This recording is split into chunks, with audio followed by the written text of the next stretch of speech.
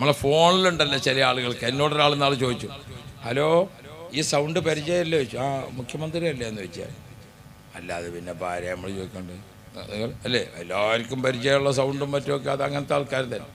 ഒരു ഫോൺ ചെയ്യുന്നവൻ്റെ മര്യാദ മനസ്സിലായോ എന്ന് ചോദിക്കലല്ല. നമ്മൾ കേൾവിക്കാരൻ. ഞാൻ ഫോൺ എടുക്കുന്നത് എവിടുന്നാ? ഇവിടെ ഇപ്പം നിങ്ങളെ ഈ പ്രദേശത്തു നിന്നാണ്. എന്നെ വിളിക്കുന്നത് എവിടുന്നാ? 355 കിലോമീറ്റർ ദൂരമുണ്ട് എൻ്റെ നാട്ടിലേക്ക്. അവിടുന്ന് ഒരാൾ ഫോൺ ചെയ്തു, ഹലോ എന്നെ മനസ്സിലായോ? ഞാനിവിടെ വയലിൻ്റെ സ്റ്റേജിലാണോ, ഞാനിവിടെ വേറെന്തെങ്കിലും ചുറ്റുപാട്ടിലാണ്, ഇതൊന്നും അറിയാം. മനസ്സിലായോ? എന്നാൽ ഈ സൗണ്ട് ആരുതാന്നൊന്ന് പറയും. അപ്പം പിന്നെ ഇന്ത്യൻ പ്രധാനമന്ത്രിയാണില്ലേ എന്ന് ചോദിച്ചാൽ വേഗം പറഞ്ഞോളൂ. ഒരിക്കലും മര്യാദയല്ലാതെ ഏതൊരാളെ വിളിച്ചാലും ഹലോ അസ്സലാമു അലൈക്കും, ഞാൻ കൂറ്റമ്പാറ ഉസ്താദ് എന്ന് ആദ്യം തന്നെ ഫ്രം അഡ്രസ് അങ്ങോട്ട് പറയണം. അല്ലാതെ പറയാതെ ആളെങ്ങനെ സ്വീപ്പാക്കി ഇനി മനസ്സിലായോ എന്നാ ഒന്ന് പറഞ്ഞാണ്. ഞാനൊക്കെ ഇങ്ങനെ എല്ലാവരും കാണുന്ന ആളെ, എവിടുന്ന് ഒരാളെ കണ്ടാലും അസ്സലാമു അലൈക്കും, തന്നെ അല്ലേ, അവിടെ തന്നെ അല്ലേ ഇപ്പം എവിടെ? പിന്നെ അയാൾ ഇങ്ങോട്ട് നമ്മളെ സ്വീപ്പാക്കുക എവിടെ? അതിനൊന്നും ചോദിക്കാൻ നിൽക്കേണ്ട കാര്യമില്ല. നമ്മൾ ആവശ്യം പറയല്ലേ വേണ്ടത്. ഹലോ എന്നെ മനസ്സിലായോ? ഫോണിൽ. അതേപോലെ തന്നെ ചില ആളുകൾ മരിച്ച സക്കറാത്ത് കിടക്കാണ് അയാളോട് എന്നിട്ട് നിങ്ങൾ ഞാൻ അറിഞ്ഞോ? അതൊന്നും ചോദിക്കേണ്ട സമയമല്ല. പിന്നെന്താ വേണ്ടത്? ലാ ഇലാഹ ഇല്ലല്ലാഹ് നമ്മളവിടെ ചൊല്ലിക്കൊടുക്കുക. അതേപോലെ തന്നെ നല്ലോണം ദ്വാർന്നു കൊടുക്കുക. ഇതൊക്കെയാണ് മര്യാദ. കേൾവി ശക്തി ഇങ്ങനെ നിലനിൽക്കും. ഓ പ്രിയപ്പെട്ടവരെ, നമ്മുടെ കേൾവി ശക്തി നിലനിൽക്കുന്ന കാലത്തെല്ലാം ഏറ്റവും കൂടുതൽ കേട്ടത്, പിന്നെ സംസാരശേഷി വന്നു. ഭൂമിയിൽ പിന്നെ ഏത് വന്നു? സംസാരശേഷി വന്നു. സംസാരശേഷി വരുമ്പോൾ ഉമ്മമാരെ, നിങ്ങൾ ഓരോ പ്രാവശ്യം അമ്മിഞ്ഞപ്പാൽ കൊടുക്കുമ്പോഴും ബിസ്മില്ലാ അൽഹംദുലില്ലാ, കുഞ്ഞുങ്ങളെങ്ങനെ തൊട്ടിലിട്ടുകൊണ്ട് താരാട്ട് പാടി ഉറക്കുമ്പോൾ പഴയ ഉമ്മമാര് വീട്ടിലുണ്ടെങ്കിൽ അവരിങ്ങനെ ചൊല്ലും നല്ല താളത്തിൽ. നല്ല താളത്തിൽ. ആദ്യം നമ്മൾ പാട്ട് കേട്ടത് ഉമ്മയിൽ നിന്നാണ്. ഉമ്മയുടെ നല്ല ശ്രവണ സുന്ദരമായ ഗാനം എന്തൊരു രസമാണ്. കമ്മിഞ്ഞപ്പാല് കുടിച്ചിട്ട് ആ തൊട്ടിൽ ഇങ്ങനെ കിടക്കുമ്പോൾ ഉമ്മ ഇങ്ങനെ പാടി ലാ ഇലാഹ ഇല്ലല്ലാഹു ലാ ഇലാഹ ഇല്ലല്ലാഹ്. എന്തൊരു രസമുള്ള പാട്ടാ, എത്ര സന്തോഷമുള്ള പാട്ടാ. അതിങ്ങനെ കേട്ടിട്ട് കുട്ടി ഇങ്ങനെ ഉറങ്ങി. ഉമ്മമാർക്കാണെങ്കിൽ ഭയങ്കര ലാഭമായി. എന്താ കാരണം? മൻഖാല ലാ ഇലാഹ ഇല്ലല്ലാഹു 70,000 മറത്തിൻ നജ്ജാഹു. ജീവിതകാലത്ത് 70,000 ലാ ഇലാഹ ഇല്ലല്ലാഹ് ചൊല്ലി തീർക്കാൻ ആർക്കാണോ ഭാഗ്യം ലഭിച്ചത്, അവരെ ശരീരത്തിലേക്ക് നരകത്തിന്റെ പുക പോലും വരൂല. അവരെ ഖബറിലേക്ക് നരകത്തിന്റെ പുക കടക്കുകയില്ല. അത്ര സംരക്ഷണമാണ്. എത്ര ലാ ഇലാഹ ഇല്ലല്ലാഹ്? 70,000 ലാ ഇലാഹ ഇല്ലല്ലാഹ്. മഹാന്മാരൊക്കെ നിങ്ങൾ നോക്കണം. നമ്മളിപ്പോൾ അനുസ്മരിക്കുന്ന മടവൂർ ശൈഖുന എത്ര 70,000 ചൊല്ലി, എത്ര 70,000 ചൊല്ലി, കണക്കല്ലാത്ത. ഒരു 70,000 ചൊല്ലി അടുത്ത 70,000, അടുത്ത 70,000, അടുത്ത 70,000. അല്ലാ, അവരുടെ മുരീദുണ്ടായിരുന്നു. അടുത്ത കാലത്ത് വഫാത്തായ ബഹുമാനപ്പെട്ട കളന്തോട് അബ്ദുൽ കരീം മുസ്ലിയാർ, ഞാനും അദ്ദേഹവും 10 പ്രാവശ്യം ഒരുമിച്ച് ഹജ്ജിന് പോയിട്ടുണ്ട്. കഅബ ശരീഫിനെ നോക്കിക്കൊണ്ട് ലാ ഇലാഹ ഇല്ലല്ലാഹ് ലാ ഇലാഹ ഇല്ലല്ലാഹ് 70 പ്രാവശ്യം 70,000 ചൊല്ലി. ഒരു 70,000 ചൊല്ലി, പിന്നെ 70,000, അത് ചൊല്ലി, പിന്നെ 70,000, പിന്നെ 70,000. അങ്ങനെ എത്ര 70,000? 70,000. യാ റബ്ബ്. ബഹുമാനപ്പെട്ട ദാരിമി ഉസ്താദ് ഇ.കെ. മുഹമ്മദ് ദാരിമി, അല്ലാഹു ദറജ ഏറ്റിക്കൊടുക്കുമാറാവട്ടെ. ആ കുടുംബം തന്നെ ദിക്റിന്റെ ആളുകളാണ്. അവരുടെ വാപ്പ ഉമർ ഹാജി, ദാരിമി ഉസ്താദിന്റെ അനുജൻ ഹുസൈൻ മുസ്ലിയാർ, അവരുടെ അനുജൻ ബാബ മുസ്ലിയാർ, ഒക്കെ ദിക്റിന്റെ ആൾക്കാർ. എങ്ങനെ ദിക്റ്? നമ്മളെ മാതിരി 10 ചെല്ലുന്ന പതിവല്ല. അവരെ ദിക്റിലൊന്നും ഏതില്ല, 33, 11 ഒന്നുമില്ല. ഒക്കെ 313 മണി തുടങ്ങുന്നതിൻ്റെ ഉള്ളു. പടച്ചോനെ, ദിക്റ് ചൊല്ലിയാൽ മടുപ്പില്ലാത്ത ആളുകൾ എത്ര ചൊല്ലി അവരൊക്കെ. നമ്മളിപ്പോ അതിന് ചെല്ലലുണ്ടോ? നമ്മൾ മരിച്ചാൻ കാത്തേക്ക് ആരെങ്കിലും ചൊല്ലിക്കോളും എന്ന് വിചാരിച്ചിട്ട്. ഇവിടെ കണ്ടോ അത്?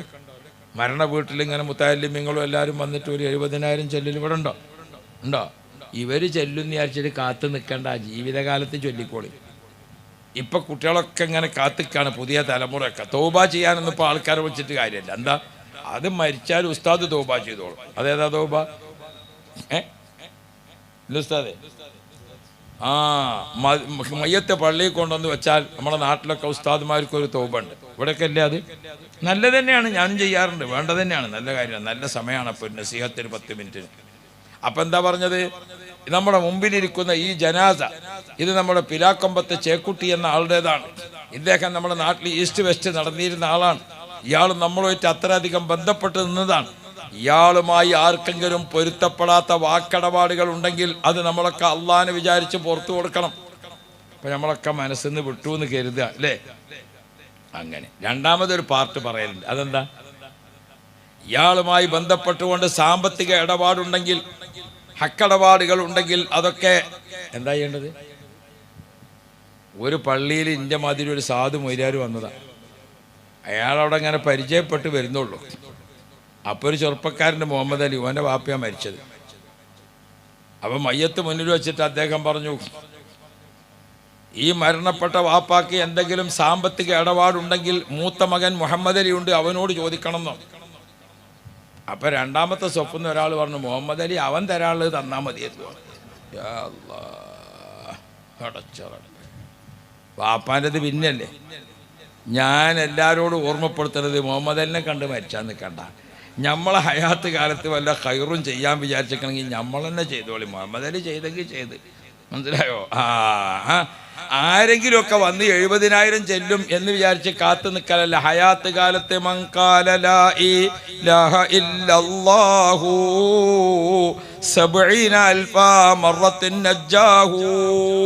70,000 പണ്ട് നമ്മളമ്മാര് കുട്ടികളെ തൊട്ടിലിട്ട് താരാട്ട് പാടി ഉറക്കുമ്പം ഒരു ദിവസം 3 പ്രാവശ്യമെങ്കിലും കുട്ടികളെ തൊട്ടിലിട്ട് ഉറക്കേണ്ടി വരും.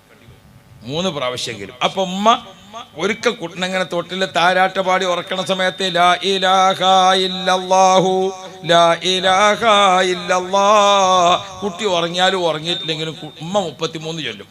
3 പ്രാവശ്യം കുട്ടിയെ തൊട്ടിലിട്ട് താരാട്ട് പാടുമ്പോൾ 100 ലാ ഇലാഹ ഇല്ലല്ലാഹ് അങ്ങനെ തന്നെ കിട്ടും. 2 കൊല്ലം 100 ചെല്ലിയാൽ എത്ര ലാ ഇലാഹ ഇല്ലല്ലാഹ് കിട്ടി? ഉമ്മാക്ക് എത്ര കിട്ടി? ഇന്ന് നമ്മളെ പുതിയ ഉമ്മമാര് താരാട്ടിങ്ങനെ പാടുമ്പോൾ എന്താണ് ചൊല്ലുന്നത് എന്ന് ഓർക്കണം. അപ്പം അവിടെയാണ് നമ്മൾ വ്യത്യാസം മനസ്സിലാക്കേണ്ടത്. ഇപ്പം നമുക്ക് കുറച്ച് വലുതായ ശേഷം കുട്ടി അനുസരണക്കേട് കാണിക്കുമ്പോൾ അപ്പം നമുക്ക് പല പ്രശ്നങ്ങളുമാണ്. ഇമാം ഷാഫി റളിയല്ലാഹു അൻഹുവിൻ്റെ ഉമ്മ കുട്ടിക്ക് അമ്മിഞ്ഞപ്പാൽ കൊടുത്തതുപോലെ മക്കളെ വളർത്തുമ്പോൾ ഗർഭകാലത്ത് മുതൽക്ക് ശ്രദ്ധിച്ചു പോന്നാൽ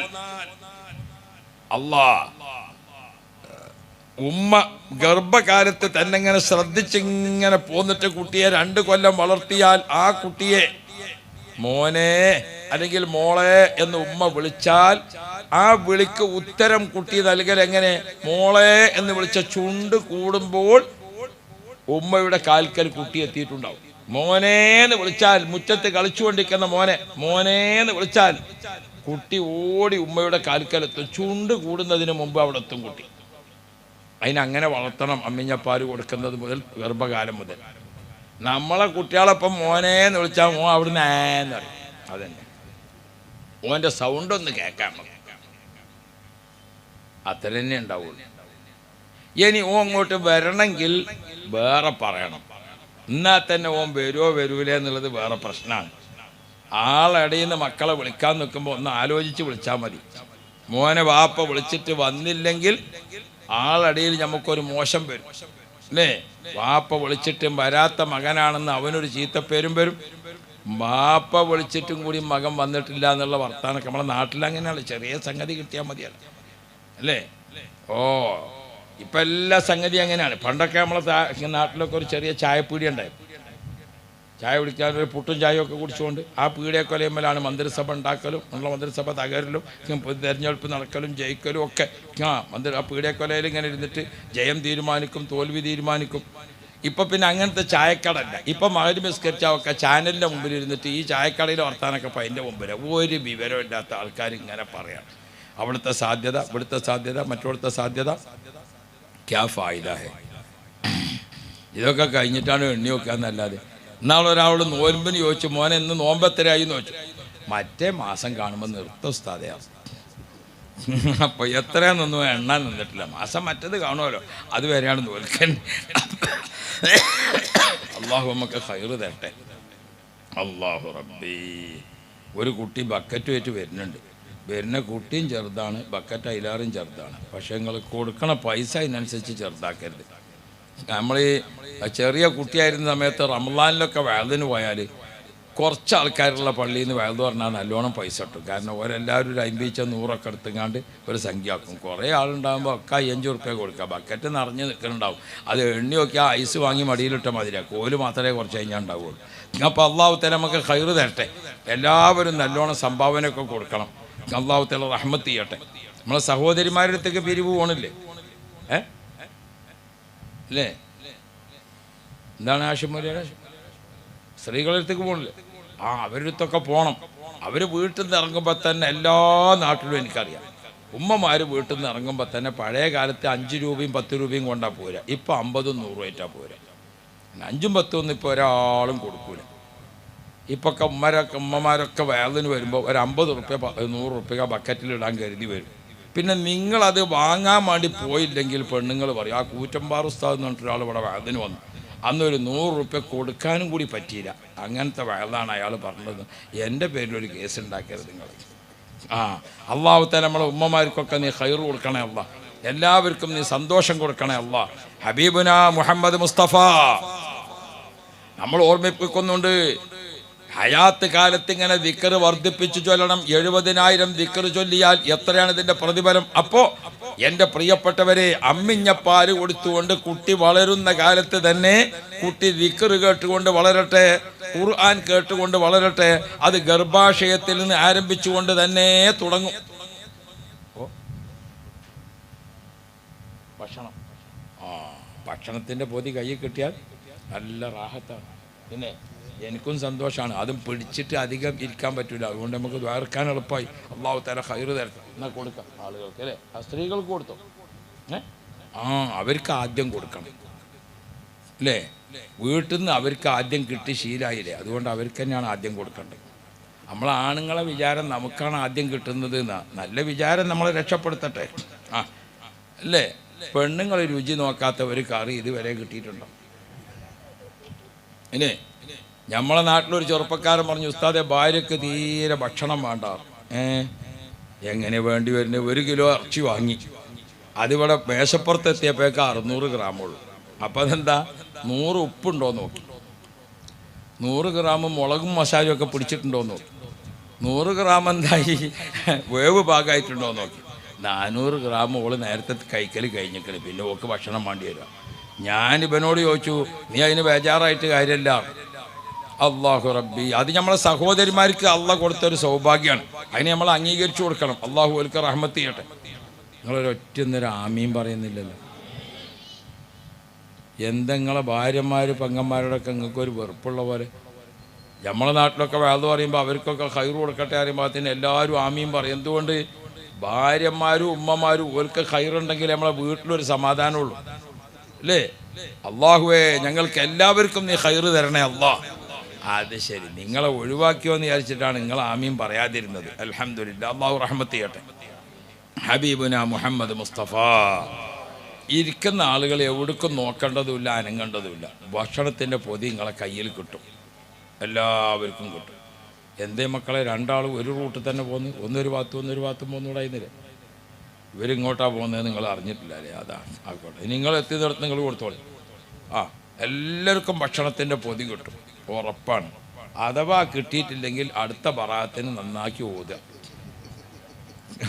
അല്ലാതെ നമ്മൾ കുറ്റപ്പെടുത്തിയിട്ടല്ല. ബറാത്തിൻ്റെ അന്ന് ഉറങ്ങിപ്പോയിട്ട് പിന്നെ ഇപ്പം ഭക്ഷണം കിട്ടാത്തതിന് പറഞ്ഞിട്ടല്ല, നേർച്ച ഭക്ഷണമാണ്. മടവൂർ ശൈഖുനയുടെ പേരിലും ബഹുമാനപ്പെട്ട ജാഫർ തങ്ങളുടെ പേരിലുള്ള നേർച്ചൻ്റെ ഭക്ഷണം.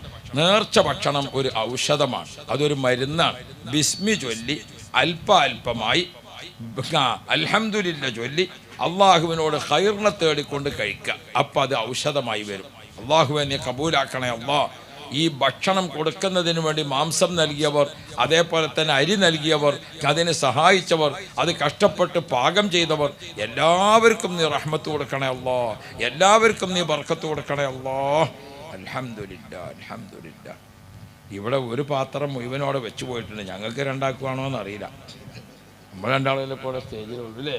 ചിലപ്പോൾ നമുക്ക് രണ്ടുപേർക്കും ആയിരിക്കും. അള്ളാഹു തആല ഖൈറും ബർക്കത്തും തരട്ടെ. കിട്ടിയില്ല എല്ലാവർക്കും? കാര്യമായ സംഗതി പറയുമ്പോൾ നിങ്ങൾ ചോറിലായാലേ, പണ്ടൊരാൾ വയലിന് വന്നിരുന്ന് തിരിച്ചു പോകുമ്പോൾ അദ്ദേഹത്തോട് ചോദിച്ചു, എങ്ങനെയുണ്ട് ഇന്നത്തെ വയലെന്ന് ചോദിച്ചു. ഇന്ന് വയല് കുറവാണ്, കാര്യമായിട്ട് ദുആയാണ്. അപ്പം എന്താ, അയാൾ വരുന്നിരുന്നപ്പോൾ ഉറങ്ങാൻ തുടങ്ങിയതാണ്. അപ്പോൾ തുടക്കത്തിലെ ദുആ, പിന്നെ പോകുമ്പോഴാണ് എന്നിട്ട് അപ്പോൾ ഒടുക്കത്തിലെ ദുആ. ഇന്ന് വയല് കുറവാണ്, ഒക്കെ ദുആ തന്നെയാണ്. ഇങ്ങനെയൊക്കെ വയല് കേൾക്കുന്ന കൂട്ടത്തിൽ ആളുകളുണ്ടാവും. അല്ലാഹു തആല ഖൈറ് തരട്ടെ. ഹബീബുന മുഹമ്മദ് മുസ്തഫ സ്വല്ലല്ലാഹു അലൈഹി വസല്ലം. നല്ല മോനെ, അള്ളാഹു ഖൈറ് കൊടുക്കട്ടെ. ഓനക്ക് നമുക്ക് തരാൻ തോന്നിയാലോ അല്ലേ? അതല്ലേ കുട്ടികളെ സന്തോഷം. അൽഹംദുലില്ലാ. അപ്പൊ കഴിഞ്ഞില്ല മക്കളെ, വേഗം കൊടുക്ക്.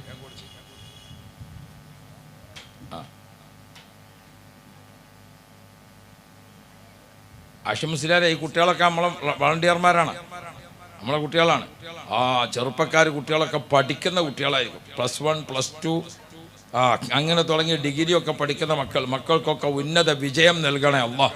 ഉന്നത സല്ലമ തങ്ങൾ പഠിപ്പിക്കുന്നുണ്ട്, അർഹമായ ആളുകൾക്ക് ഭക്ഷണം കൊടുക്കുക, അർഹമായ ജീവജാലങ്ങൾക്ക് ഭക്ഷണം കൊടുക്കുക. ഭക്ഷണം കൊടുക്കുക എന്നത് മാത്രം ഒരു പുണ്യകർമ്മമാണ് ഖുർആൻ. وَيُطْعِمُونَ الطَّعَامَ عَلَى حُبِّهِ مِسْكِينًا وَيَتِيمًا وَأَسِيرًا إِنَّمَا نُطْعِمُكُمْ لِوَجْهِ اللَّهِ. ഇതേതാ ഭക്ഷണം? മടവൂർ ശൈഖുനയുടെ പേരിൽ ഭക്ഷണം. ആരാണ് മടവൂർ ശൈഖുന? കോഴിക്കോട് ജില്ലയിലെ കുന്നമംഗലത്തിനടുത്ത് മടവൂർ പഞ്ചായത്തിൽ ബഹുമാനപ്പെട്ടവർ താമസിക്കുന്ന ഭൂമിയിലെ സ്വർഗം എന്ന് വിശേഷിപ്പിക്കാവുന്ന സ്ഥലം ആണ് മടവൂര് മക്കാം. യാ ശൈഖനാ യാ ശൈഖ മടവൂരിൻ അതൈനാ ബാബകും റാജീന ഫൗസൻ കാമിലൻ യാ സയ്യിദി സിയം വലി ലാ ഇലാഹ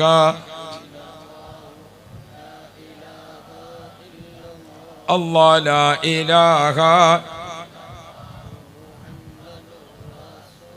كنت قد أخفيت أمرك أولا ثم انتشر منك أنوار الولاية سيدي سيا ولي لا إله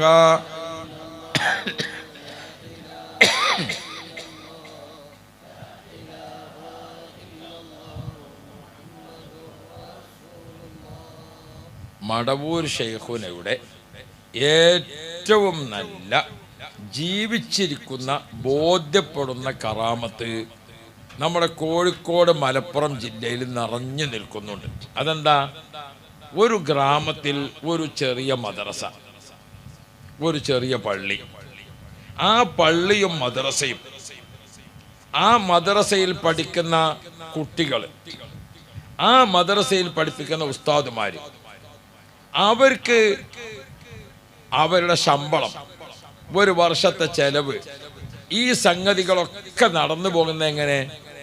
ഞങ്ങളെ ആ ഭാഗത്തൊക്കെ ഒരുപാട് സ്ഥാപനങ്ങളുണ്ട്. മടവൂർ ശൈഖുന സ്മാരക മദ്രസ, മടവൂർ ശൈഖുന സ്മാരക ദർസ്. ഒരു കൊല്ലത്തിൽ മടവൂർ ശൈഖുനയുടെ ഒരു ആണ്ട് കഴിക്കും. ആ ആണ്ടോട് കൂടെ ഒരു കൊല്ലത്തെ നടത്തിപ്പിനുള്ള ശമ്പളം, ഒരു കൊല്ലത്തെ നടത്തിപ്പിനുള്ള വരുമാനം ഒക്കെ അവിടെ കിട്ടിയിട്ടുണ്ടാവും. എത്ര സ്ഥാപനങ്ങൾ അങ്ങനെ നടക്കുന്നു എന്നറിയും. മരണാനന്തരവും ആ സ്ഥാപനം നിലനിർത്തുന്നത് അവരെന്നെയാണ്. എത്ര സ്ഥാപനങ്ങൾ! മഹാന്മാരെ നമ്മൾ എങ്ങനെയാണ് ഹൃദയം അറിഞ്ഞ് ബന്ധപ്പെടുന്നത്? യാ റബ്ബ് യാ റബ്ബ്. നേരത്തെ മുൻകൂട്ടി എത്രയെത്ര പ്രഖ്യാപനങ്ങൾ ധാരാളമായി നമ്മളൊക്കെ കേട്ടുകൊണ്ടിരിക്കണം. ഞാൻ എൻ്റെ പ്രിയപ്പെട്ട സഹോദരിമാരോട്, മഹാന്മാരോട് നമുക്ക് നല്ല ബഹുമാനം കാത്തു സൂക്ഷിക്കണം. ഇപ്പൊ ജാഫർ കോയ തങ്ങൾ നാളെ നമുക്ക് ഇവിടെ വരാണ്ട ആളായിരുന്നു. മടവൂർ ശൈഖുനയുടെ ഈ ഭാഗത്തുള്ള ബഹുമാനപ്പെട്ടവർ നേരിട്ട് ഇജാസത്തൊക്കെ കൊടുത്ത മുരീദാണ് ബഹുമാനപ്പെട്ട തങ്ങൾ അവർകൾ ഇടുക്കി വഫാത്തായി. തങ്ങൾ തന്നെ ആ മുഖം ഇങ്ങനെ നമ്മളെ കണ്ണിൽ കാണുകയാണ്. അല്ലാ, തങ്ങളെ ദർജ ഏറ്റിക്കൊടുക്കണേ അല്ലാ. നല്ലൊരു ആലിമ്, നല്ലൊരു പക്വതയുള്ള മഹാൻ. അല്ലാഹു റബ്ബി, മുത്ത് നബിയുടെ കുടുംബ പരമ്പരയിൽ നബി സല്ലല്ലാഹു അലൈഹി വസല്ലം തങ്ങളുടെ രക്തം ശരീരത്തിൽ സഞ്ചരിക്കുന്ന ആളുകളാണ് അഹ്ലുബൈത്ത്. ആ അഹ്ലുബൈത്തിൽപ്പെട്ട തങ്ങളവറുകൾ പെട്ടെന്ന് വഫാത്തായി പോയി. നാളെ തങ്ങളുടെ 2 മക്കളും നമ്മുടെ സഭയിൽ വരുന്നുണ്ട്. ആ മക്കൾ വന്നുകൊണ്ട് വാപ്പയുടെ സ്ഥാനത്ത് ഇരുന്നു കൊണ്ട് നാട്ടുകാരായ നമുക്ക് ദുആ ചെയ്തു തരുമ്പോൾ അത് ഒരു വല്ലാത്ത കബൂലിയത്തുള്ള ദുആയാണ്. നാട്ടിലെ സഹോദരങ്ങളെ, ഒരു നാട്ടിൽ നടക്കുന്ന നേർച്ചകൾ, ഒരു നാട്ടിൽ നടക്കുന്ന പരിപാടികൾ, അല്ലാഹു റബ്ബി ഭക്ഷണം ഉണ്ടാക്കിയിട്ട് എല്ലാവർക്കും പാകം ചെയ്ത് നടത്തിക്കൊടുക്കുന്ന നേർച്ചകൾ, അത് നാടിനെ അപകടത്തിൽ നിന്ന് രക്ഷിക്കും, ആഫത്തിൽ നിന്ന് രക്ഷിക്കും, ഭൂമികുലുക്കത്തിൽ നിന്ന് രക്ഷിക്കും. അങ്ങനെ ഒരുപാട് ആപത്തുകൾ തടയപ്പെടാൻ നമുക്ക് മഹാന്മാരുടെ അനുസ്മരണങ്ങൾ